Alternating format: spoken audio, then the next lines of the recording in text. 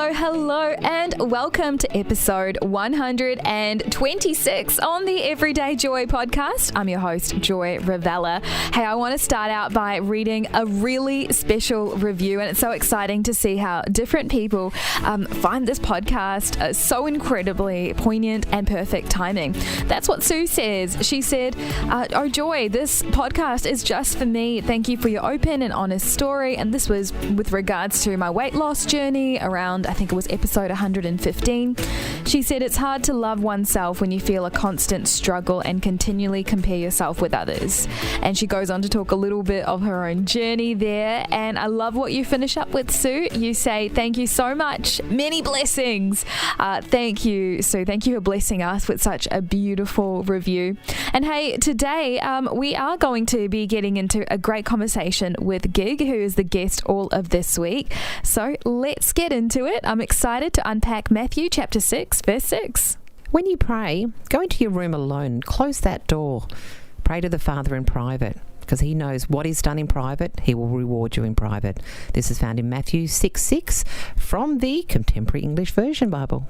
I have got Gig here with me in studio. Gig, we've had some great conversations over the last couple of days. So good. And today, I remember asking you, hey, what message do you want to do today at this time of the week? We're halfway through. It's hump day. You might need a bit of an extra boost, some encouragement, and this is the one you really wanted to bring forward. But before we get to your story, Gig, what are your first impressions of this verse? Joy, I love this verse because this is how I roll.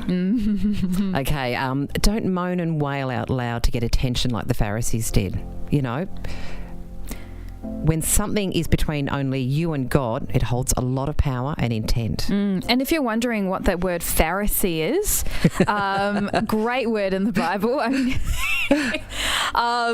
Just imagine like a modern day social media influencer who's just going on and on and on about a particular issue, but in reality they don't actually have empathy or compassion for the thing that they proclaim that they care a lot about.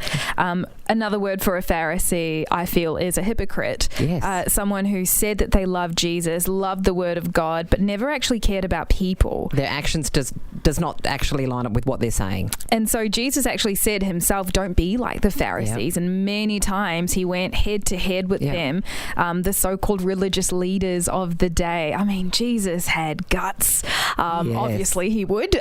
He is the Son of God, knows what he's talking about. But I guess this points out something really important, which is when we pray, let's not put on a show for everyone else. Let's not be like a Pharisee. Let's not be a hypocrite. This is a private, personal thing that's deeply, deeply holy. And there's one thing I always go to, Joy, is what would Jesus do? But I also say, what would a Pharisee do? Oh! Which actually puts another spin on it. I've never thought of it that way. Yeah, I always go, and that is how I live my life. What would Jesus do? And what would the Pharisee do? Okay, so how would that play out?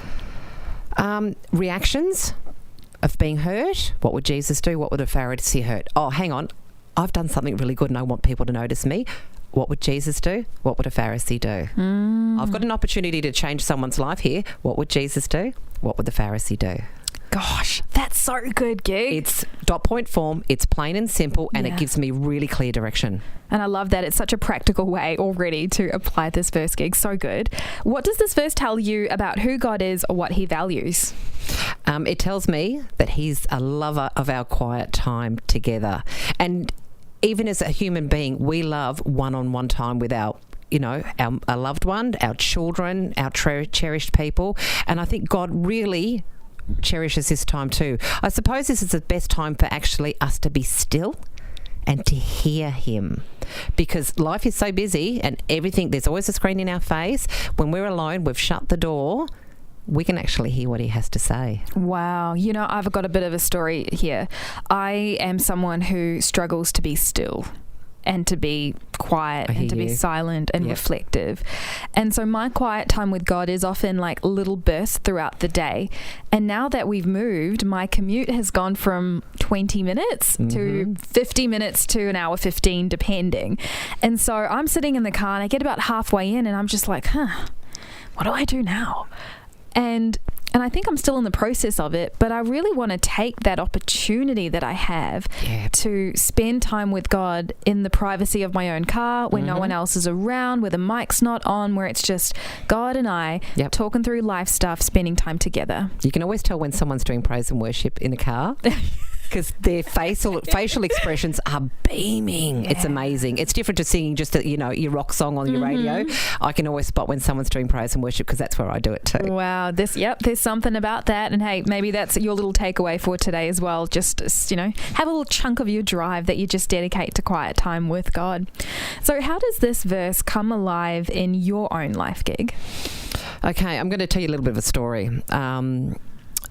I went through, before I met my husband, when I was still very bitter and twisted and very angry. I still had faith, but I was a very reactive human being. And I'm not proud of saying this, but for 2 years running, I got potty mouth, or was it potty mouth, or it was bucket mouth in my office 2 years running. And I thought, I would get people's attention in the wrong way. Wait, was this like an award or? This was an award. Yeah, bucket mouth. Oh. I got bucket mouth. I said the most ridiculous things, horrible. And I wasn't being vengeful or nasty or mean. It was just to get a reaction.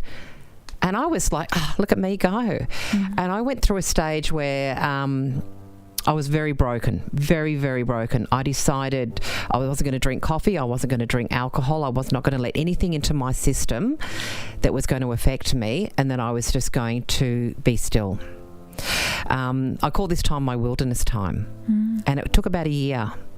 And there was a lot of what I call carpet eating, where you're on the floor, face down, crying with your mouth open in desperation of answers and of attention and of love. And in this wilderness time, I was still for so many hours every single day, and God was there with me. It changed my life. It changed my life. And I remember going, God, I never want this feeling to go. It was like a butterfly experience for me. And it was a very hard year, But at the end of it, I came out, and that's where I just got such clarity in God. And I stand now. I feel like I've done the course. I've worn the T-shirt, and it was answers. And I think I finally fell into my seat with God, where before I was still, God's there.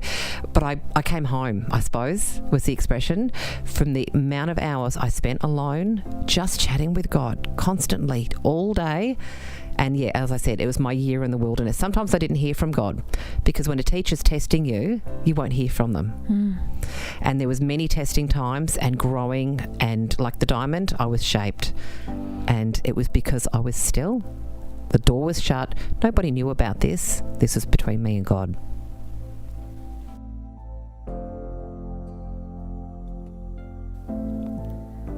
For the longest time, I always thought of prayer as this formula to crack.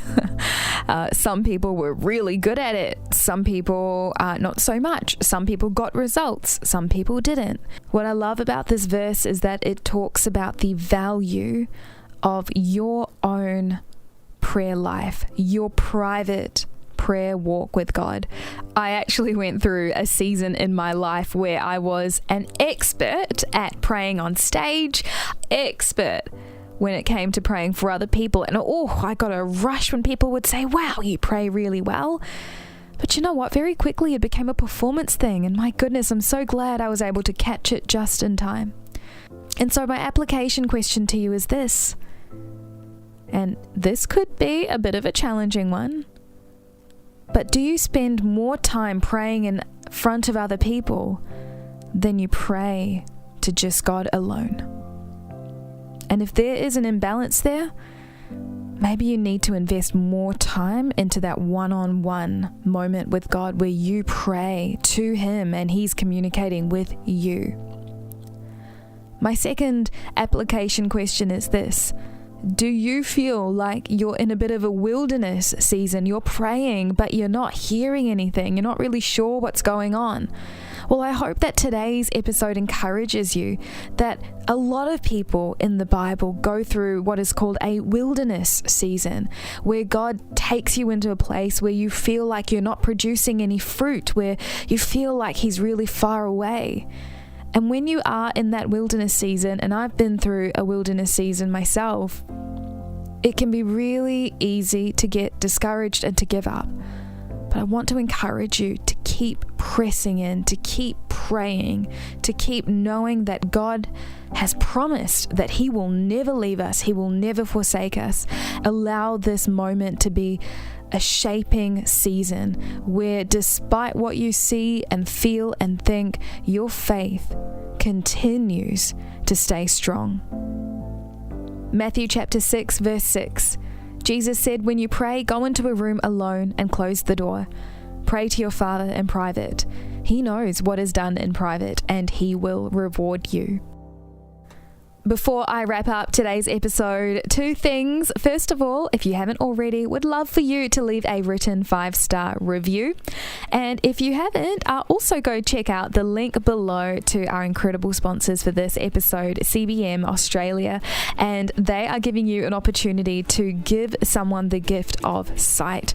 For $33, you can provide a sight-saving surgery that removes cataracts and essentially gives that individual a whole new lease on life. That's what you get to do, and that link is in the description below. Hey, Gig is going to be back tomorrow on the Everyday Joy podcast. Cannot wait.